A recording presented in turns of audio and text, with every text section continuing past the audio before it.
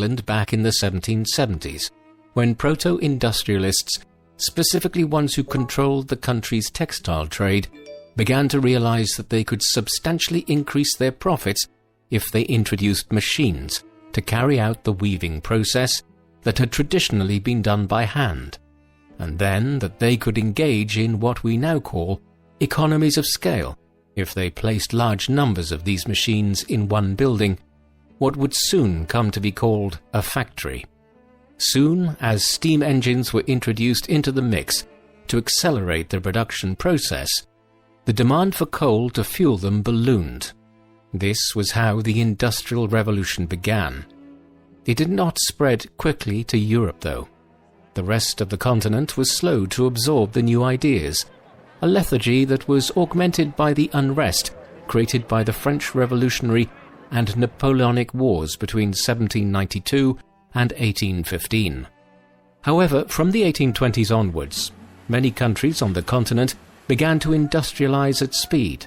The Low Countries came first, followed by parts of northern France and western Germany, particularly in the Rhineland and Ruhr regions, where coal and mineral wealth were abundant. Marx was thus born into a region that was emerging as one of the main centers of the Industrial Revolution on the continent from the 1820s onwards, as he was growing up there. The Industrial Revolution was a poisoned chalice in many respects. It was one of the key social and economic phenomena which created the modern world. The economies of the European states and other Western countries in the Americas, like the United States, Canada, and Argentina, began to experience historically unprecedented growth as a result of it, and the material attainment of people in countries like England and Germany became greater than any society in human history had ever seen. Our lives of convenience and comfort in the 21st century are, in many ways, the byproduct of the Industrial Revolution. Yet it came with its own strains. In medieval and early modern times, most people were agricultural workers. They worked hard at certain times of the year, specifically during the sowing season and the harvest. But for much of the year, they had little work to do.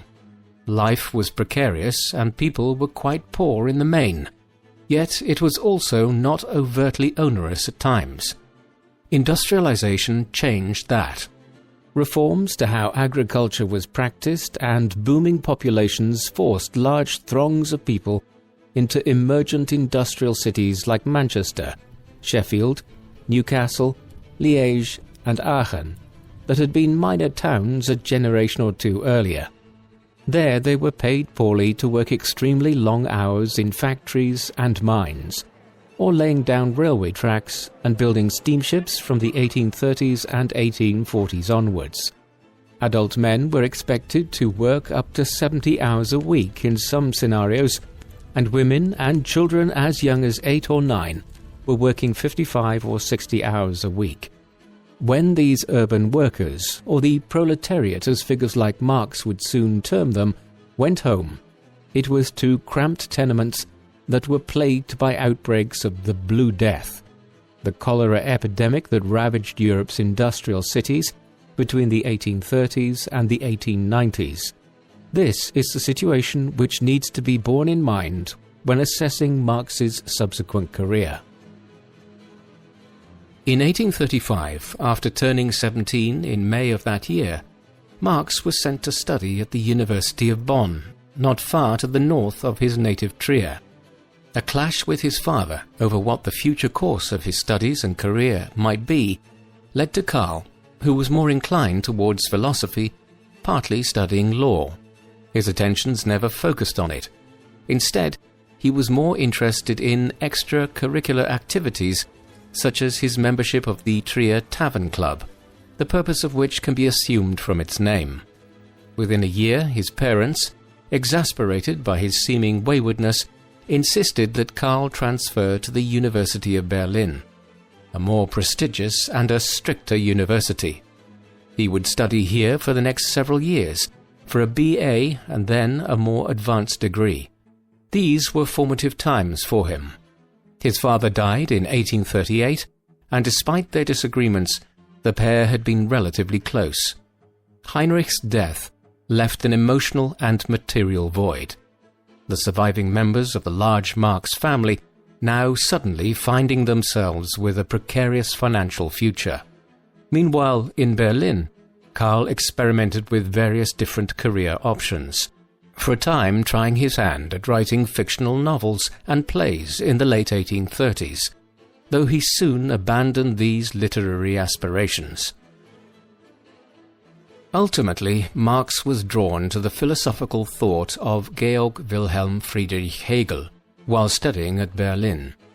Hegel had only recently died in the Prussian capital in 1831, and there were many figures at the University of Berlin who had known and worked with him. His letters were also being edited there, making study of Hegel's thought somewhat fashionable at the time. Marx was soon a member of the Young Hegelians, a group of students and radicals who were critical of the conservative Prussian government and who believed, in line with Hegel's thought, that the liberty of the individual and the creation of a more permissive society was social goods. It was through his study of Hegel and association with the Young Hegelians that Marx ended up beginning a doctoral dissertation at the University of Jena under the supervision of Bruno Bauer, a former student of Hegel's.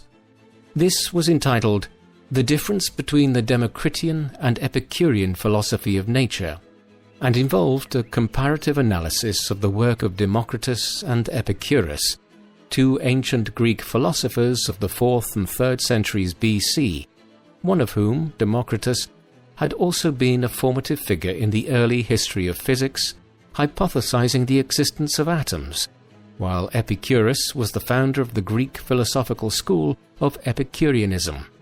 Marx defended the thesis in 1841. Following the completion of his studies at Berlin and Jena, Marx was giving considerable thought to pursuing an academic career, and had taught occasionally by then. However, the environment within the lands of the Kingdom of Prussia was far from conducive to this, and the Young Hegelians had been monitored by the authorities owing to the perception of them as being politically radical.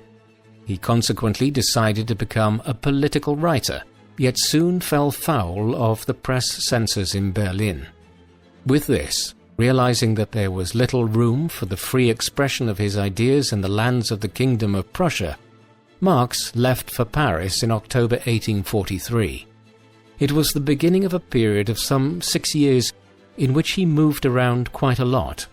2 years in the French capital, for instance, were brought to an end in 1845 after Marx and a cohort of other radical political writers were expelled after the French government was requested to do so by the Prussians, on account of their having published several articles that were critical of the Prussian government. This led Marx to Brussels, the capital of the Kingdom of Belgium, one of Europe's newest independent nations, having only emerged after centuries of Burgundian, Spanish and Austrian rule following the Belgian Revolution of 1830. He would work from Brussels for the next 3 years, before also being expelled from there for breaking a promise not to engage in subversive activity.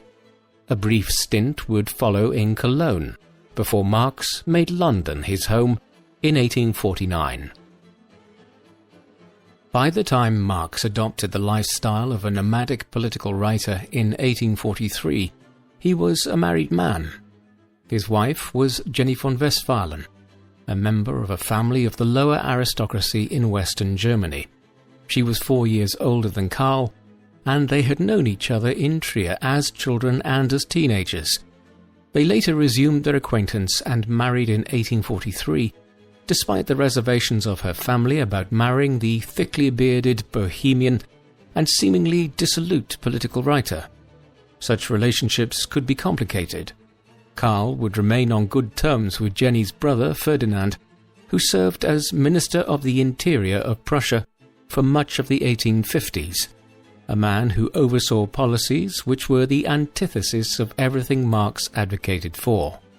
The marriage would result in 7 children, though 4 would die in infancy and childhood. a very high percentage at a time when infant mortality was rapidly declining owing to medical advancements. The three that lived into their adult years were all daughters: Jenny, Laura, and Eleanor. Each would become political actors, writers, and socialists. The Marx family life was chaotic.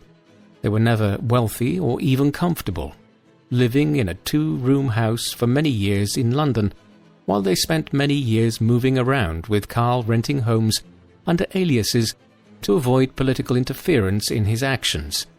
He could be viewed as a neglectful father who favoured advancing his own writing career over the material well-being of his family, though he was otherwise written about by those who knew the family as a doting father, and his daughter's later decisions speak to an affinity for their father's work.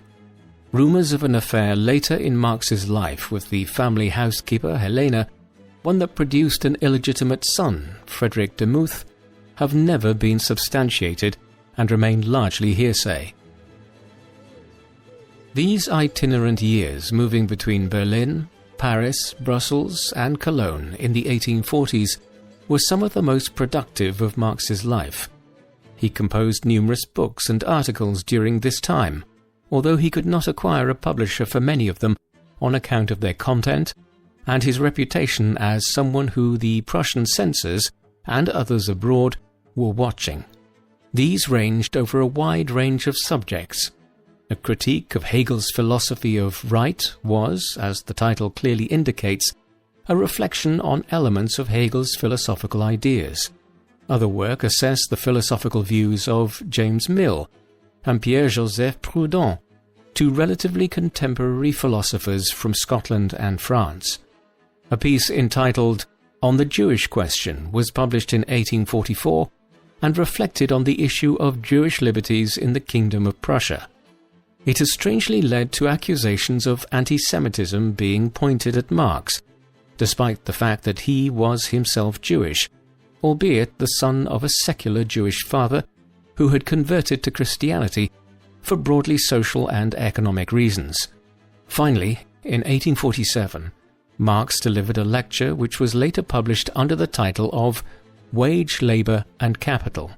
Here he began to lay out his ideas concerning material progress and how industrialization and the accumulation of capital were driving class conflict across Europe. Throughout these years, Marx was beginning his long partnership with Friedrich Engels.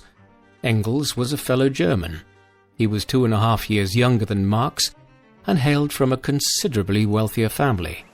His father, Friedrich Sr., was a textile businessman who owned mills and factories in the town of Barmen in western Germany and also in Salford, a suburb of the industrial metropolis that Manchester in the north of England had become on the back of its central role in the cotton industry during the Industrial Revolution.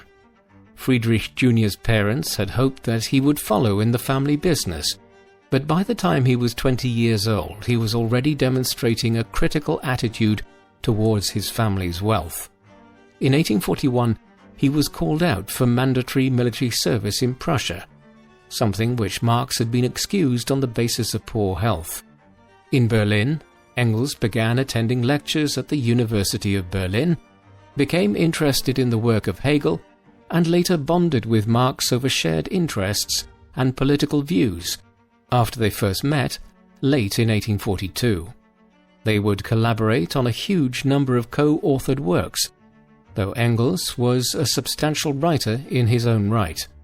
His 1845 book, The Condition of the Working Class in England, is, for instance, considered a major reflection on the poverty and squalor that was attendant on industrialization in the middle of the 19th century. Many decades later, it was also owing to Engels that the second and third volumes of Marx's foremost work, Das Kapital, were published posthumously. Marx and Engels were not just co-authors of several works together. They were also allies in political action. One such early endeavour was the formation of the Communist Correspondence Committee.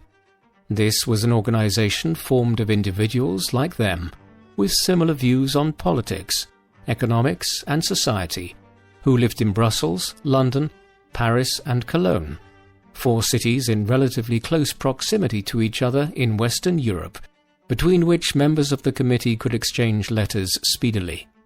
The name communist was adopted as it had come into vogue in parts of Western and Central Europe in the late 1830s and 1840s to describe individuals whose political views were akin to the radical left wing of the Jacobins clubs that had led the French Revolution through the first half of the 1790s. They viewed themselves as being politically sympathetic to the sans-culottes of Paris during the Revolution, the working-class Parisians who had been responsible, amongst other things, for the storming of the Bastille prison and the decision to remove the royal family from Versailles and place them under virtual house arrest in Paris in 1789. This was in part the origin of the term communist, though over time it would also take on the additional meaning of someone who is in favour of the communal ownership of goods within a society. The Communist Correspondence Committee soon joined into a union with a similar group known as the League of the Just, after a conference in London in the early summer of 1847. The new entity was termed the Communist League. From its inception, Marx and Engels were prominent figures in the Communist League. They attended a second meeting of its membership in London in late November and early December 1847. It was decided there that Marx and his colleague would draw up a manifesto that would outline what the Communist League sought to achieve. The work progressed quickly. Over the space of about 6 weeks in the winter of 1847, Marx drafted what would become the Communist Manifesto, and then had Engels review it. The writing process was chaotic, and Marx procrastinated on it in January 1848. Eventually, he finished the typescript in early February and sent it to London, where the publishing team for the Communist League sped it through publication. It was published in the English capital late in February 1848. Though the text was attributed to both Marx and Engels, most assessments of the writing process tend to argue that Marx was the primary author, with Engels offering only minimal interventions, albeit the general tenor and spirit of what was contained in it had been forged in conversations between the duo over half a decade prior to Marx putting pen to paper. The Communist Manifesto, for such a consequential text in modern world history, is actually very short, more like a pamphlet than a book. It stretches to just around 14,000 words in modern editions, depending on the editorial conventions used. Marx immediately set out his view that history is a story of struggles between different economic and social classes. In ancient Rome, this was between patricians, plebeians, and slaves. In the medieval era, it was between lords and knights and the serfs that worked their fields. Now, in the industrial age, Marx asserted the clash was between the bourgeois factory owners and professional classes who ran society and the growing proletariat of urban workers. He castigated the changes industrialization had inflicted on society, stating, quote, "The bourgeoisie has torn away from the family its sentimental veil and has reduced the family relation to a mere money relation. Everywhere, the bourgeois monopoly on industrial power and capitalism was creating misery in places where material progress should have been improving people's lives." He was especially critical of the manner in which child labour in the factories and mines had proliferated. The solution, Marx argued, was held by the Communist League and other groups like it. Private property ought to be abolished, and henceforth factories, mines, shipyards, farms and other economic and social utilities should be held under communal state ownership. With this done, collective decisions could be made by the proletariat to expand access to education, create better working conditions, and allow for an equal share in the benefits of industrial growth and material progress. Marx closed his pamphlet with a famous phrase, which was the slogan of the Communist League: "Workers of the world, unite. You have nothing to lose but your chains." The Communist Manifesto has become one of the most controversial texts ever written. This is in sharp contrast to how uncontroversial it really was at the time. It was basically the articulation of the policy platform of a new political movement. Political groups and parties publish policy documents all the time. Revolutionary documents and idealist political statements of this kind were also hardly novel. In England, in the Civil War period of the 1640s, a wide range of revolutionary schemes to reorganize the entire foundation of society had been devised. One figure from that era, John Milton, a political idealist, had influenced Marx considerably in the views he professed in his work Paradise Lost. The very concept of establishing a United States of America out of the British 13 colonies lying between New Hampshire and Georgia was radical when the Founding Fathers devised it in 1776. Perhaps most importantly, political treatises which argued in favor of political and social utopias of the kind outlined in the Communist Manifesto had been produced as far back as the 4th century BC, when the Athenian philosopher and political scientist Plato composed The Republic, a lengthy commentary on the ideal state.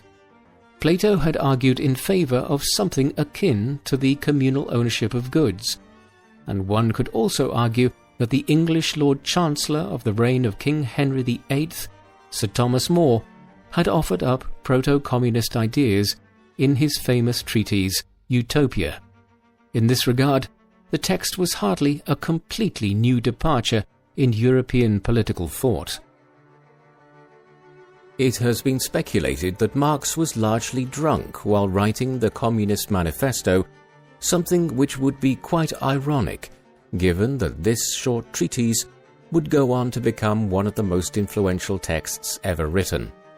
Part of the reason he had procrastinated in finishing it in January 1848 was that he had headed to Ghent to establish a branch of the Communist League there, and spent a week and a half in the smaller Belgian city, much of it spent intoxicated, before returning to Brussels, where an ultimatum from the League headquarters in London to finish the manifesto was waiting for him.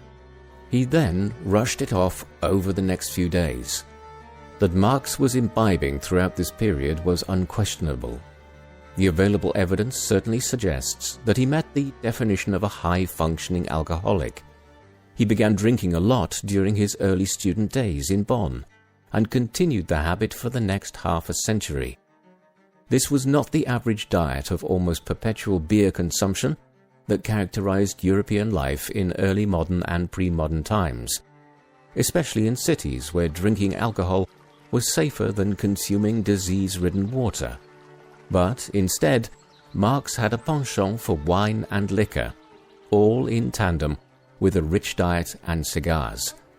By the late 1840s, by which time he was entering his 30s, he had a growing range of health problems, some probably related to liver disease. Even as the Communist Manifesto was being published in London at the end of February 1848, a wave of revolutionary fervour was sweeping across Europe. This began in the city of Palermo, on the island of Sicily, in January 1848, and rapidly spread across the continent. By March and April, major revolts were underway in places like Poland, Hungary, France, much of Germany, Denmark, the Swiss Confederacy, and Ireland, while virtually every other country witnessed popular protest, if not full-blown revolts. The revolutions of 1848, or the springtime of the people as it would become known, led to wide-ranging political changes in countries like France, Hungary, and Italy, and threatened to lead to the overthrow of entire governments in Germany and other regions. In the aftermath of the revolutions, there were crackdowns on perceived political extremism. Marx, who had just moved back to Cologne after coming under pressure from the Belgian government owing to his political views in the midst of the revolutions sweeping the continent, soon also experienced harassment from the Prussian government on account of his role in the Communist League, and was eventually asked to leave the kingdom entirely. This was the background against which the Marx family relocated to London. Marx would spend the rest of his life based out of the British capital, in a country which was more liberal-minded than virtually any other country in Europe at that time, with extensive censorship practiced in other capitals of a kind which would have precluded him from getting his work published. In London, Marx was inspired enough by the events of 1848 and 1849 across Europe, even though the revolutions had generally ended in suppression and violent crackdowns, to begin now researching and writing some retrospective commentaries on that other great European revolutionary movement, the French Revolution of 1789, and its aftermath in the 1790s.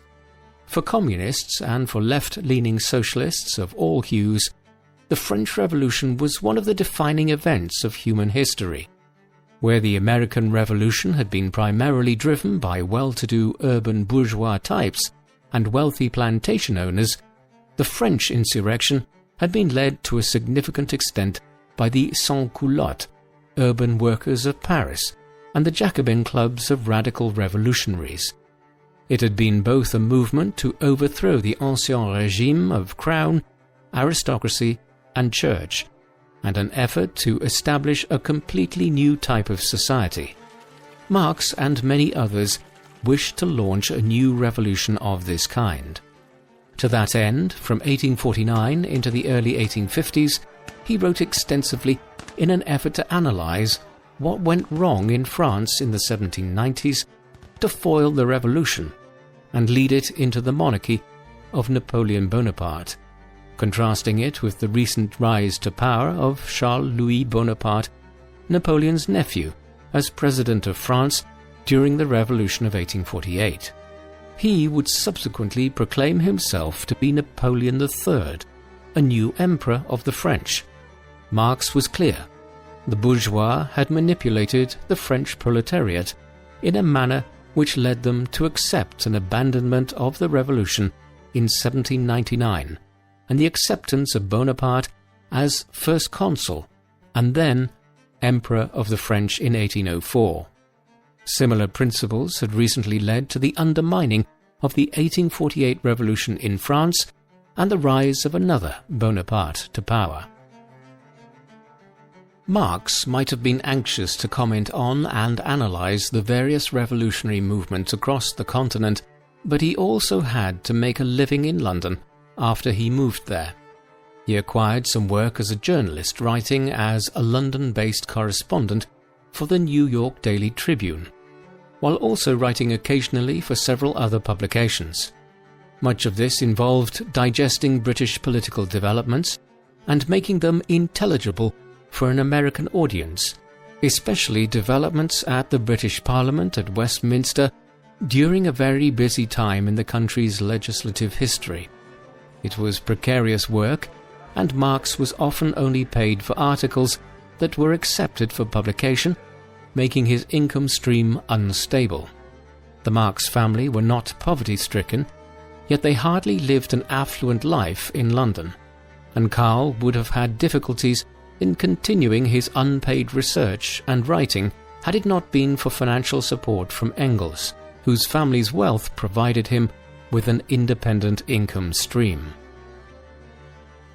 Marx was also interested in these years in London in the ongoing political tensions in the United States, ones which focused on the issue of slavery and which would eventually spill over into the American Civil War in 1861. This was based on his observations of the fractious state of US politics in the 1850s, and then the final descent into conflict after the election of Abraham Lincoln in the 1860 presidential election. However, his collection of essays on the topic, published as a series of articles for the New York Daily Tribune and Die Presse in Vienna, between 1860 and 1868 also attempted a wider analysis of the economic divisions between the free northern states and the slave-owning southern states which had caused the conflict in the first place.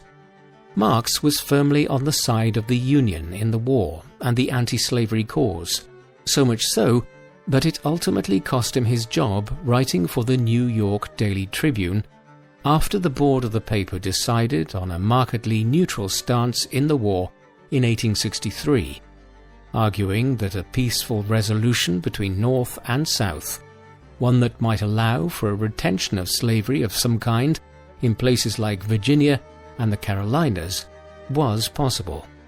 Marx withdrew from the paper at that juncture and acquired other work with Die Presse and other outlets. Luckily, by then, one of his other books, a contribution to the critique of political economy, published in 1859, was selling well enough that Marx was on a firmer financial footing. The end of his time writing for the New York Daily Tribune and his increased income allowed Marx to concentrate on a large work which had been in the firmament for some time. This would be the major distillation of his political ideas. He spent much time writing it in the reading rooms of the British Museum in London, the archival and library sections of which are the British Library today. It was here that Marx drew up hundreds of pages of notes on all manner of issues relating to class relations and the like. The result would be a 3-volume work published gradually over several decades and entitled Das Kapital, Kritik der politischen Ökonomie, which translates as Capital, a critique of political economy. The first volume of Das Kapital was published in 1867. It was a lengthy work in and of itself, one which runs to 500 to 600 pages in most modern editions. It was then supplemented by Volume 2 and Volume 3, published posthumously in 1885 and 1894 respectively, after Engels finished the 2 texts based on Marx's very extensive notes and drafts. Collectively, the 3 volumes tend to run to over 1,000 pages in modern editions that try to publish them in 1 volume, and that can only be achieved by using a very small print or synopsizing substantial sections of the text. It is, therefore, an extremely long work, running upwards of 1,000,000 words in most modern editions if footnotes or endnotes are included. Given its sheer size, there are a great many elements to Das Kapital, far more than with the rather paltry Communist Manifesto. 2 key facets of it should be noted. Das Kapital offered the clearest articulation of Marx's views on historical materialism. This is the view of history as primarily being characterized by conflict between different economic classes. This is not an entirely groundbreaking idea today. In the middle of the 19th century, though, it was trailblazing. Up to this time, most historians, or those who deployed historical arguments, tended to assess human history as being about a conflict of different ethnic groups or of empires, kingdoms, and nation-states. Pick up a 19th century European history book and you will invariably be greeted by chapters outlining conflicts between England and France, the German states and the papacy, Spain and Portugal. Kings, queens, lords and popes featured heavily, and religion and territorial power was allegedly what motivated them. Conversely, little was said about what the vast majority of the population of such countries did, and what their motivations were. Marx was writing in reaction to this. He argued that history was basically a clash of different economic classes rather than nation-states. In this reimagining, Western European history in the High Middle Ages was not, for example, a tale of the French and English crowns waging war on one another, but of the French and English nobility collectively oppressing the feudal peasantry. Over time, the relations between economic classes changed, as different technological innovations transformed the modes of production of food and goods. Therefore, Europe's recent history had been tumultuous and was resulting in class warfare owing to the recent innovations of the Industrial Revolution, ones which were pitting the bourgeoisie, a class that had in turn defeated the old feudal nobility centuries earlier, against the new industrial proletariat.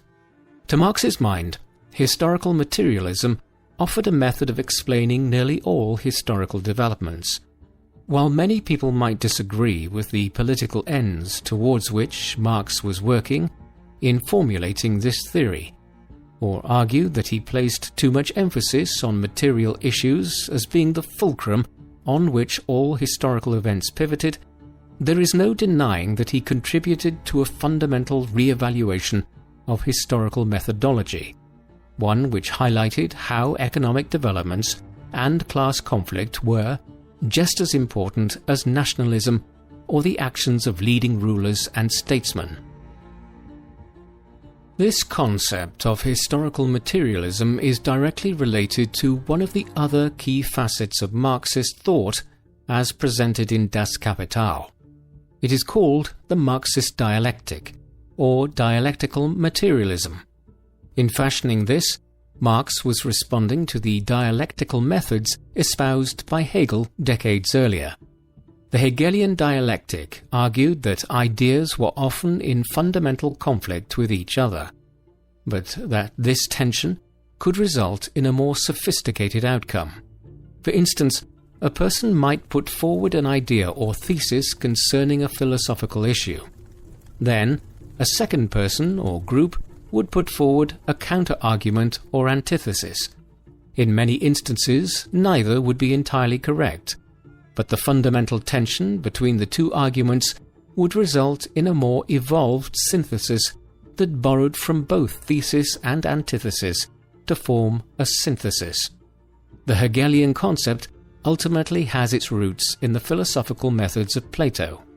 Marx now borrowed and altered this dialectical approach and injected arguments about political economy and metaphysics into it. What he was arguing was that society and nature had a physical existence beyond the impression of it which human beings form in their mind, and therefore was worth studying independent of individual perceptions of society. In this, he was rejecting Hegel's thoughts and a long line of other European philosophers going back to René Descartes, who had founded the Cartesian school of metaphysics in the middle of the 17th century. For Marx, the individual could be ignored to some extent. What was significant within this dialectical method was that economic groups were in tension with one another, leading to changes in the physical world, though ones which were often contradictory or difficult to explain. The Marxist dialectic is one of the more complex elements to Marx's thought in Das Kapital and his political and philosophical outlook more generally. It is also one of the most controversial.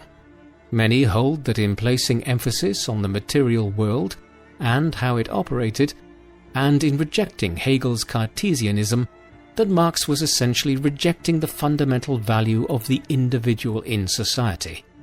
The argument here is that in stating that the material relations between economic groups in the world and how they relate to nature, rather than individual perceptions of the same, were what was important, Marx was essentially trivializing the value of individuals. It is easy to see why this might be deemed a controversial viewpoint, particularly so when we consider that Joseph Stalin produced a paper entitled Dialectical and Historical Materialism that was first published in 1938 in the midst of the Great Purge that he was inflicting on Russia at the time. The argument could follow that Marx's dialectical reasoning was consequently responsible for the worst excesses of the Soviet Union and other communist regimes in decades to come. Nor is the Marxist dialectic the only thing which has been deemed controversial in Marx's work. His view of historical materialism, while a very useful corrective to the traditional view of history being a clash between kingdoms and nation-states, when overstated, has led to an overt emphasis on class struggles as being behind all historical phenomena. Finally, his advocacy for the communal ownership and management of goods might have been considered utopian by many in the 20th century. But what Marx overlooked was the possibility of authoritarianism being used to achieve this. Marx was not an authoritarian by any stretch of the imagination himself, yet he failed to realize that efforts to put his ideas into practice could result in tyrannical regimes, particularly so if attempted in countries like Russia, which had a centuries-long political culture of autocracy. Practical measures to try and further the communist mission in the real world, and not just on paper, were underway even as Marx was writing up the first volume of Das Kapital in the mid-1860s. In 1864, a coalition of socialist, communist and other left-wing radical groups from around Europe was formed at a meeting in the Queen's Theatre in London on the 28th of September. They called themselves the International Working Men's Association, though today, in communist historiography, this is known as the First International, it being the first entity that claimed to represent communist groups from all over the world. Though in reality, at the time, that meant Europe in practice, as communism had barely spread anywhere else, a few advocates in the Americas being the only major exception. The onus for the gathering was the Poland uprising against Russian rule there in 1863, and the realization that grassroots labor organizations and those that represented groups like the oppressed Polish subjects of the Russian Empire could meet with greater success if they organized themselves on an international scale. By transcending international borders in this way, they could aspire to mimic the revolutions of 1848 one day. Marx was heavily involved in the First International. However, the First International soon descended into conflict, specifically between a more staunchly communist wing led by Marx and an anarchist wing led by the Russian revolutionary Mikhail Bakunin, a seminal figure in the history of political anarchism. The dispute came to a head at a conference at The Hague in the Netherlands in 1872, and the First International effectively collapsed over the next few years. A Second International would not emerge until 1889, after Marx's death. The split in the First International was in many ways fueled by the events of 1871. In mid-March of that year, as France, and in particular the city of Paris, tried to recover from the shock of its swift defeat by Prussia in the Franco-Prussian War, radical political groups had seized control of the French capital. The Paris Commune would control the city for 2.5 months before its bloody suppression by the government of the fledgling Third French Republic, resulting in the deaths of anywhere between 10,000 and 20,000 people. The Commune cannot be considered a wholly communist revolution, as the Communards were a loose coalition of political radicals, but it certainly involved communist and radical socialist elements. Marx engaged in a flurry of activity from London when news arrived of what was happening in Paris in March 1871. The treatise that he prepared in response to it was entitled The Civil War in France, though by the time he finished it, the Commune had already been suppressed, and the text needed to be edited to put it into the past tense for publication that summer. We get a sense of how overly optimistic Marx's view of the Commune was from this passage. Wonderful indeed was the change the Commune had wrought in Paris. No longer any trace of the meretricious Paris of the Second Empire. No longer was Paris the rendezvous of British landlords, Irish absentees, American ex-slaveholders and shoddy men, Russian ex-serf owners and Wallachian boyards. No more corpses at the morgue. No nocturnal burglaries, scarcely any robberies. In fact, for the first time since the days of February 1848, the streets of Paris were safe, and that without any police of any kind. Whatever the merits of the Commune may or may not have been, to present Paris as a paragon of peace and safety in the late spring of 1871 stretches credulity. The events of the early 1870s, with the brief possibility of a new revolution in France, and then the gradual collapse of the First International in the years that followed, were the final era of major political involvement by Marx. He turned 60 in 1878, and by then his health was seriously declining. He continued to write, though much of his time was absorbed in preparing the second and third volumes of Das Kapital, two works which he never fully completed and brought to publication. Engels would achieve this after his death. A number of his later writings, correspondence and minor publications were of note. For instance, in 1881, he discussed with Vera Sasulich, a Russian communist who is a forgotten but formative figure in the history of the movement in that country, whether Russia could aspire towards communism, the traditional Marxist view being that societies would have to move from feudalism to capitalism, then capitalism to socialism, and from socialism to communism, industrialization being a necessary process in the development of capitalism into socialism. Given future events, it was an interesting correspondence.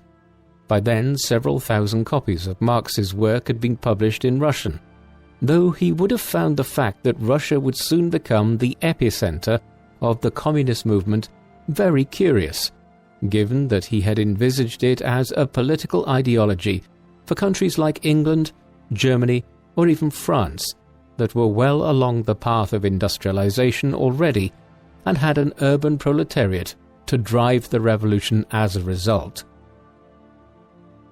Karl's wife Jenny died in December 1881. His own health was not good by then, and it declined precipitously thereafter.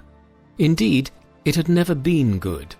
As early as the late 1830s, Marx had been excused from military service in Prussia on the basis of ill health. What exactly was involved is not 100% clear. He may have been suffering from some form of pleurisy even at this early stage. This was compounded by issues brought on by his borderline alcoholism, exacerbated by poor living conditions in London. He did everything wrong from a modern health perspective thereafter, working long hours, having a poor diet, smoking, and then adding sleep aids into the mix when he developed insomnia later in life. He may have had other conditions. Ultimately, it is hard to tell from the limited medical records available. What is clear is that he developed a case of catarrh right at the beginning of 1882 that reduced his ability to breathe properly. His health continued to decline from then onwards, and Marx died in London on the 14th of March 1883 at 64 years of age. He was almost penniless at the time, and friends and political colleagues put some money together to organize for his burial in Highgate Cemetery in the city. The funeral was a very modest affair, attended by Engels and around a dozen other people, hardly a large showing for a figure whose writings would, for better or worse, have an enormous impact on the century that followed his own. Even by the time Marx died in 1883, there had been enormous progress made in reforming the worst elements of the relationship between the business and working classes that had been allowed to develop during the first decades of industrialization. Back in 1847, when he and Engels had been brainstorming what would become the Communist Manifesto, the British government under Lord John Russell introduced the Factories Act of 1847, colloquially known as the 10 Hours Act. This enshrined the principle that women and children should never be required by factory owners and managers to work more than 63 hours per week, an upper limit that was quickly reduced to 58 hours in 1848. This might still seem like a very high number of hours. However, it was the beginning of a process of reform which led to the working conditions of the proletariat improving incrementally over the second half of the 19th century. For a time, governments introduced these measures relatively willingly.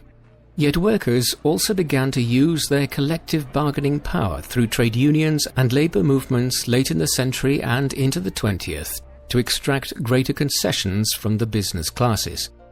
It was a time of great conflict, one often marred by violent clashes, like the Homestead Strike in Pennsylvania in the United States in 1892, when the American industrialist Henry Clay Frick brought in strikebreakers to wage war on his own workers. But over time, huge concessions were won in the decades prior to and after Marx's death. Still, Marx would not have been satisfied with this. His observations of industrialization had convinced him that a radical overhaul of the entire system of ownership was needed. Communism, not socialism or labor reform. Many agreed with him. In the course of the 1870s, 1880s and 1890s, many communist movements began to appear in industrialized European countries. Many did not have names like the Communist Party, but instead bore names like the Socialist Workers' Party, yet were still adherents of many of the ideas of Marx and Engels. One such was the Russian Social Democratic Labour Party, formed in the city of Minsk in what was then the Russian Empire. It soon split into the Bolsheviks and the Mensheviks, the former of which would launch the October Revolution in Russia in 1917, beginning the ascent to power of the Communist Union of Soviet Socialist Republics. The emergence of the Soviet Union would inspire many imitators, and as the First World War came to an end in 1918, communist regimes were briefly established in places like Hungary and several major cities in Germany. Ultimately, it would require the defeat of fascism and the advent of the Cold War from 1945 onwards for communism to emerge as a global force. At the height of the Cold War between the 1960s and 1980s, nearly half of the world's nations purported to be communist states. Of course, all this raises questions as to the extent to which Marx was responsible for the rise of these authoritarian regimes, many of which committed appalling crimes against their own people, none more so than the Soviet Union and Maoist China, two countries in which tens of millions of people died in man-made famines between the early 1930s and the mid-1960s, and in which state terror devastated entire societies. Some historians suggest that Marx bears some blame for the manner in which his idealistic utopian ideals of collectivism and the ending of private property rights created the conditions for socialist countries descending into authoritarian dystopias. Indeed, it could be said that this is the point at which Marxism and socialism falls apart, as that it is impossible to eliminate private property rights in a population other than with the use of force, as people with private property, which has often been built up over generations, seldom consent to surrendering the fruits of their labours willingly. It has also been stipulated that because of this and the fact that the majority of communist revolutions took place in countries which were previously under autocratic rule, like Russia under the Tsars, that the revolutionary regimes simply replicated and amplified the worst characteristics of the regimes they replaced.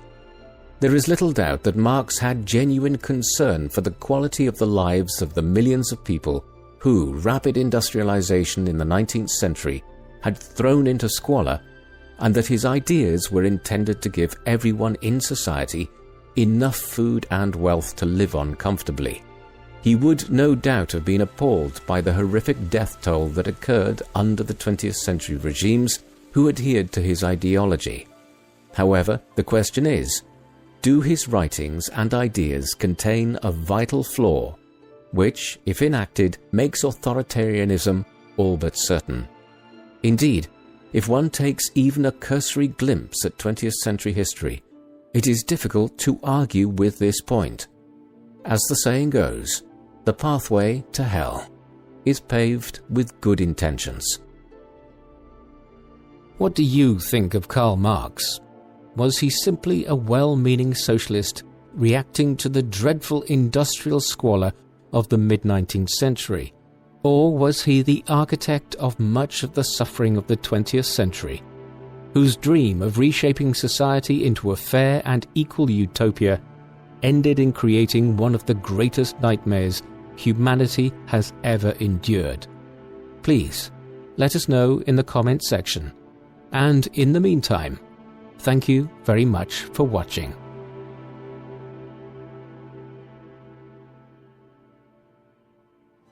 Thank you for watching People Profiles documentaries. Please subscribe if you haven't already, and don't forget to hit the bell icon to get notifications so you never miss an upload.